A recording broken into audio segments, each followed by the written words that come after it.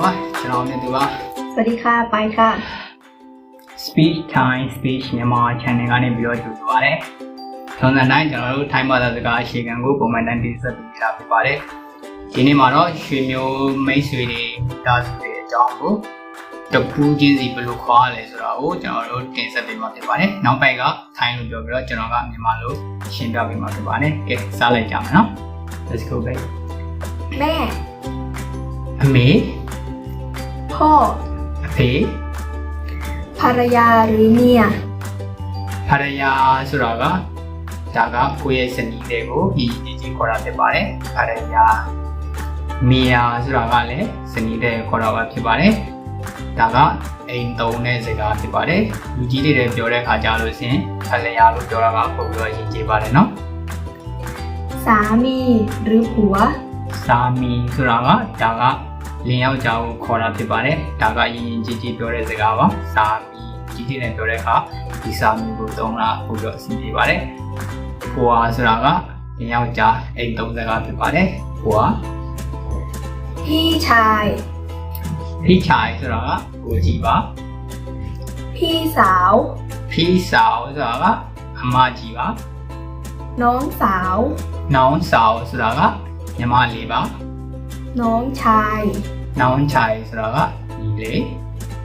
ลูกชาย ลูกชายဆိုတာကသားလေးကိုပြောတာဖြစ်ပါတယ် ลูกสาว ลูกสาวဆိုတာကသမီးလေးကိုပြောတာဖြစ်ပါတယ် ตา ตาဆိုတာကအမေဘက်ကဖိုးကိုပြောတာဖြစ်ပါတယ်အမေရဲ့အဖေအဲ့ဒါကို ตาปู ဖိုးဆိုတာကအဖေရဲ့အဖေဘက်ကအဖိုးကို ปู ဖိုးလို့ခေါ်ပါတယ် ยาย ยายဆိုတာကအမေရဲ့အမေဖွားကို ยาย ยายလို့ခေါ်ပါတယ် ย่า ยาဆိုတာကအဖေရဲ့အမေပေါ့နော်အဖေဘက်ကအဖွားကို ย่า ยาလို့ခေါ်ပါတယ် น้า နာဆိုတာကအမေဘက်ကအတော်ဦးလေးကိုနာလို့ခေါ်ပါတယ်အတော်ကိုလည်းနာလို့ခေါ်ပါတယ်ဦးလေးကိုလည်းနာလို့ခေါ်ပါတယ်ဒါပေမဲ့အမေဘက်ချမ်းကြည့်ရမယ်နော်ဟုတ်ကဲ့ပါ อา အာဆိုတာက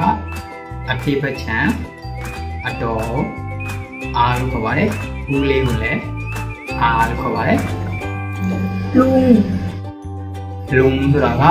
ဘာကြီးကိုခေါ်တာဖြစ်ပါတယ်ဒါကတော့အဖေဘက်ကအမေဘက်ကဘာကြီးကိုလုံလို့ခေါ်ပါတယ် ป้า ပါဆိုတာက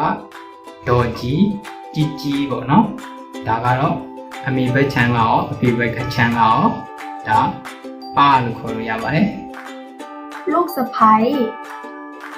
လူစဖိုင်းဆိုတာကဒါကရွှေမလောင်လေးကိုလူစဖိုင်းလို့ခေါ်တာဖြစ်ပါတယ် ลูกเขย လူခေဆိုတာက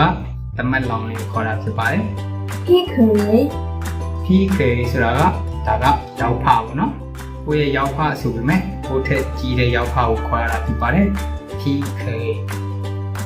น้องเขย น้องခေဆိုတာကလည်းပဲရောက်ဖမတ်ပေါ့နော် พี่สะใภ้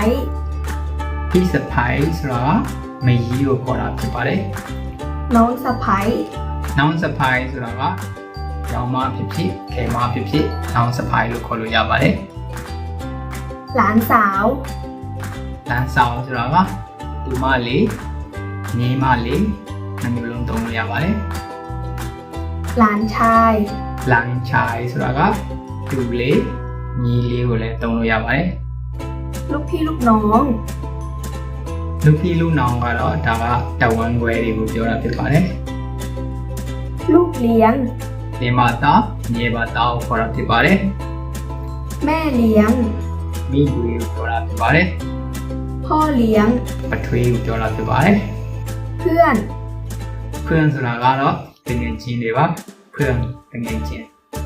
เพื่อนผู้ชาย เพื่อนผู้ชายကြတော့တငယ်ချင်းယောက်ျားလေး เพื่อนผู้หญิง เพื่อนผู้หญิงကြတော့တငယ်ချင်းမိန်းကလေးကိုပြောတာဖြစ်ပါတယ် แฟน แฟนကတော့ ချစ်သူကိုပြောတာဖြစ်ပါတယ်ဒီသားကိုပြောတာဖြစ်ပါတယ် เธอคุณมึง เธอဆိုတာကတင်းကိုပြောတာပေါ့နော်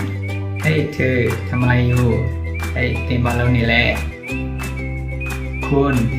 ကလည်းပဲယောက်ျားလေးကိုဖြစ်ဖြစ်မိန်းကလေးကိုဖြစ်ဖြစ်သုံးလို့ရပါတယ်เธอလည်းအဲ့တိုင်းပါပဲคุณทำอะไรอยู่เนาะဒါပေမဲ့มึงကြတော့နည်းနည်းတော့ရိုင်းနေมึงကတော့မသုံးတာပိုကောင်းပါတယ်ဒါပေမဲ့တိထားဖို့အတွက်ပြောပြတာဖြစ်ပါတယ် ผมกู ผมဆိုတာကကျွန်တော်ပါယောက်ျားလေးအတွက်သုံးတာဖြစ်ပါတယ်ယောက်ျားလေးတွေကကိုကျွန်တော်လို့ပြောခြင်းผมလို့ပြောလို့ရပါတယ်ကိုကြတော့ဒါကတော့နည်းနည်းအထက်စီကြားတဲ့စကားဖြစ်ပါပါတယ်နည်းနည်းတော့ရိုင်းတယ်မာတယ်ငါဆိုတဲ့အတိတ်ပဲရပါတယ်ผมလို့ပြောတာပိုကောင်းပါတယ် ฉัน ฉันဆိုတာကဒါကမိန်းကလေးတွေတုံးတဲ့စကားပါမိန်းကလေးအနေနဲ့ကျမလို့ဆိုတော့တုံးတဲ့စကားဖြစ်ပါတယ် หนู หนูကတော့ချမ်းထက်ကိုပို့ပြီးတော့ကြည်သွားတာပါပို့ပြီးတော့ရွှဲသွားတာဖြစ်ပါတယ်ဒါကတနည်းအားဖြင့်သမီးကိုသမီးလို့ထည့်သုံးတာ ਨੇ ဒီပါတယ် เขามัน ခေါင်းဆိုတာကဒါကသူ့ကိုပြောတာဖြစ်ပါတယ်မန်ဆိုတာကသူ့ကိုယဉ်ညွန်းတဲ့စကားမှာမန်ကြတော့ဒါရန်စကားဘက်ကိုနည်းနည်းပါသွားတယ်ခေါင်းနဲ့နော်ခေါင်းနာလာသူချစ်စရာကောင်းတယ် พวกเขาพวกมัน พวกเขาဆိုတာကဒါတကူထက်ပို့တယ်ပေါ့နော်နှစ်ယောက်နဲ့အထက်ကိုพวกเขาအဲဆိုလို့ရှင်သူတို့တွေလို့ပြောတာဖြစ်ပါတယ်พวกมันတို့ကြတော့ကျွန်တော်ကဒါကရိုင်းနေတဲ့ရောင်းနေတာပြောတာပြီးသားပါနော်มันဆိုတဲ့စကားကဒီနေ့တိတ်မကောင်းဘူးဒါပေမဲ့พวกเขาလို့သုံးတာပိုကောင်းပါတယ်နော်โอเคပါ พวกเรา พวกเราကတော့ဒါကကျွန်တော်တို့တွေကိုပြောတာဖြစ်ပါတယ် ตัวเราตัวเอง တော်တော့အိမ်ဆိုတာကကိုပြောတာဖြစ်ပါတယ်လူတရားယောက်ကိုဂိမ်းဆိုင်ပါလို့ပြောခြင်းသူလဲသူအိမ်တီနာ ดูแลตัวเองดีๆนะ ตัวเขา ตัวเขาဆိုတာကဒါကသူ့ကိုသူပေါ့နော်ဆိုလိုတာက เขาทำอาหารด้วยตัวเขาเองก็ได้ အဲဆိုလို့ရှင်သူ့ဘာသူဟင်းချက်တယ်ပေါ့နော်ตัวเขาเอง อันนี้ อันนี้ဆိုတာကဒီဟာကိုပြောတာဖြစ်ပါတယ် อันนั้นมัน အနန်းဆိုတာကအဲ့ဒီဟာကိုပြောတာဖြစ်ပါတယ်มันအဲ့ဒါထိုအရာပေါ့နော်ဟုတ်ကဲ့ပါ อันนู้น အနုံးဆိုတာကဟိုခဏလန်ကဟာကိုအနုံးလို့ပြောတာဖြစ်ပါတယ်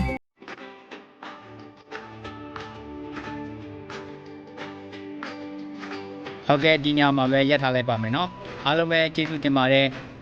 ကျွန်တော်ရဲ့ channel ကို like and subscribe မလုပ်ရသေးဘူးဆိုလို့ရှိရင်လည်းတစ်ခါတည်း like and subscribe လေးလုပ်ပြီးသွားဖို့တောင်းဆိုပါမယ်နောက်ထပ်ဗီဒီယိုမှာထပ်တွေ့ကြမယ်နော်အားလုံးပဲ bye bye